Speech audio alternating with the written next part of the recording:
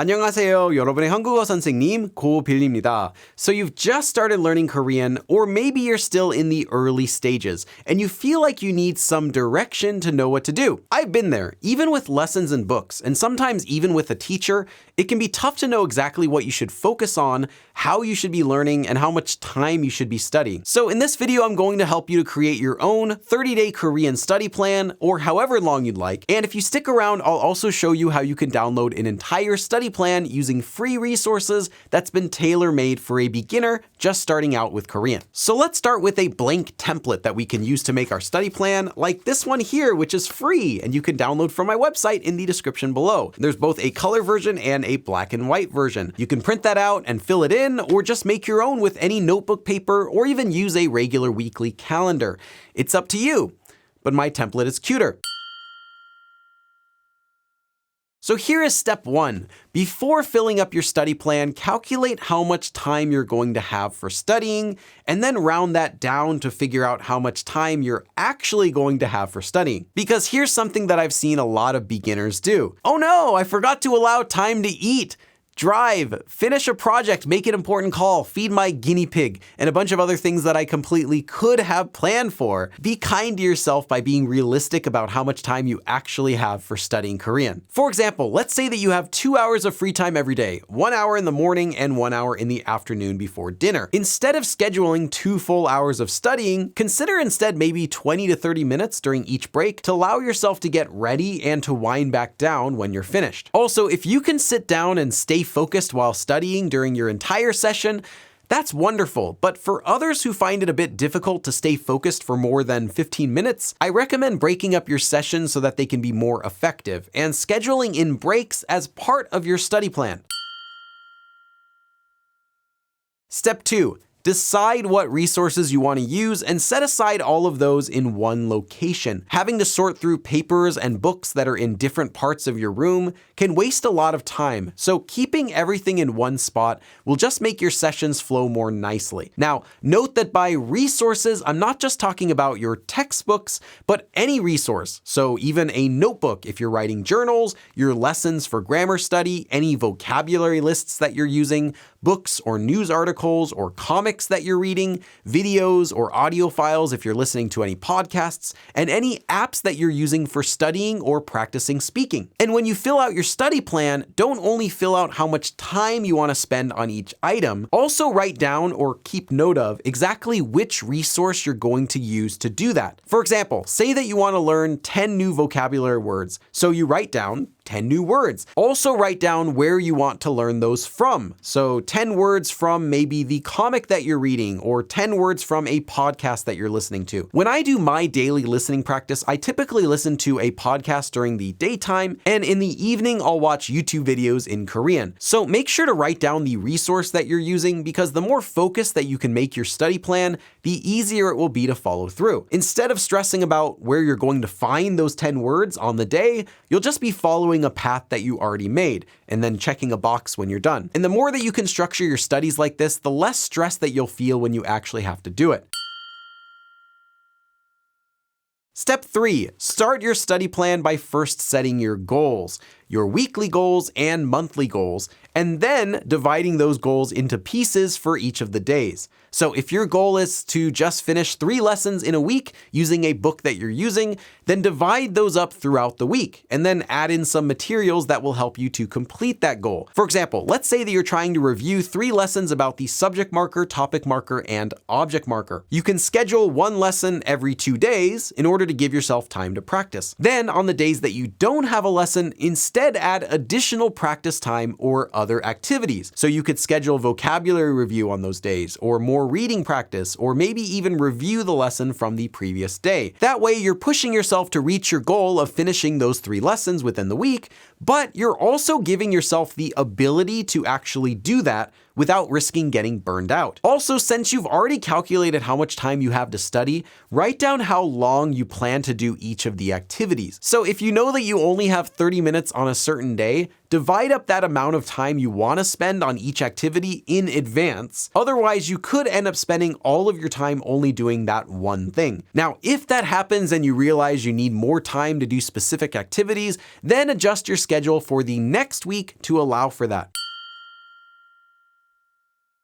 And this brings me to the fourth tip, which is to write down your goals in advance, but not too far in advance that you can't change anything. Because life happens. One day you'll have an extra 5 hours of free time, and the next day you barely have enough time to eat lunch. Now, don't just set weekly goals, but also set a monthly goal. You can always change and update them along the way, but set a monthly goal or goals from the very beginning to help yourself stay motivated. For example, if you're a brand new beginner, your monthly goals could be to learn the alphabet, as well as to be able to send a simple message in Korean to one of your friends, and then your weekly goals and your daily goals will allow you to get there. Of course, make sure that your daily goals can lead you to that monthly goal, so don't make a goal of being fully conversational within a month, but then your daily goals are all just learning the alphabet.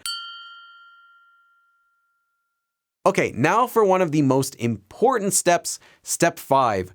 Give yourself some time to rest. I know you want to learn Korean and speak it fluently right now, but don't try to cram 30 full textbooks into 30 days. In fact, I'd recommend giving yourself at least a full day off every week. That way your whole life doesn't have to revolve around studying Korean. But how much free time you give yourself is up to you. Just consider some free time, especially if you have any important events coming up. Like maybe you have to attend a wedding and you don't want to be reviewing flashcards while you're watching your friend get married. It's just tacky. Now, if you're not completely new and you want to try challenging yourself, then you can of course add more activities and more time into your schedule, but still make sure to keep your daily goals focused toward your weekly and monthly goals.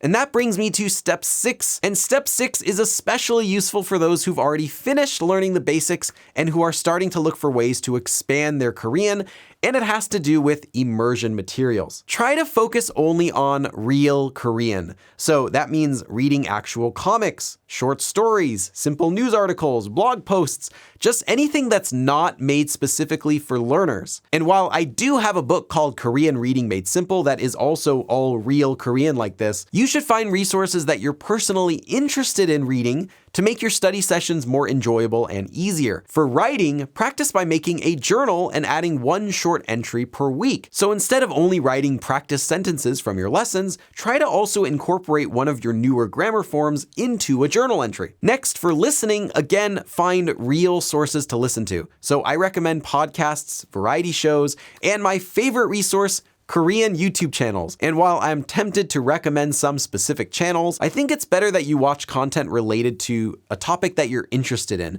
and not just whatever's the most popular, because the more that you actually enjoy it, the more likely you'll end up watching it in your free time. But while I'm recommending using real content, avoid any resource that's too difficult for you to follow along without having to just read the English subtitles. Because if you can't understand anything, well, it's not going to help you. For example, don't watch medical dramas.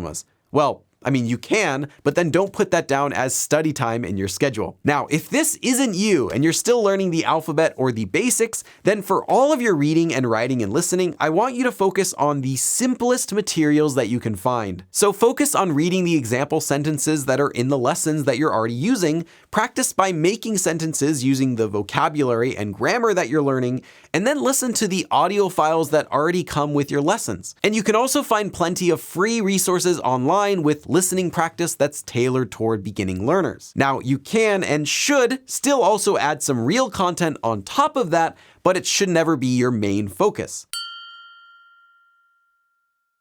Okay, and now for our 7th and final step, make yourself accountable. Post your study plan to your social media. You can tag me if you'd like. Just share it with someone who knows what you're trying to do. If you have a study buddy, that's even better, but it's not required. The point is just to help yourself stay motivated by sharing your goals, and not only that, but updating them along the way. So you've just finished a full week and met all of your goals, make a simple post and share how it went. So now that we've covered all of the basic steps, let me show you just one example of a study plan I've made made, which is for a single week. And again, this is just a sample of what you could do if you were just getting started using any standard textbook and any lesson for learning the alphabet. So the first day, your goals could be to start learning Hangul, to write 20 syllables as practice, and to learn your first 5 vocabulary words. And all of these tasks would add up to about 1 hour and 30 minutes. And we know that because we've estimated how long each activity will take when we made this study plan. We can also see our weekly goals here, which include finishing the alphabet, completing the first 2 lessons in a textbook, learning 20 new words, and finding a simple reading resource, in this case, finding a comic that we want to read. And next to that is our monthly goal of being able to write a short and very simple note to a Korean friend, which might seem a bit ambitious since we're only learning the alphabet right now. But broken down, this isn't too extreme of a goal, and you can see that although we're starting from the alphabet, by day 6 we've already found a comic to read,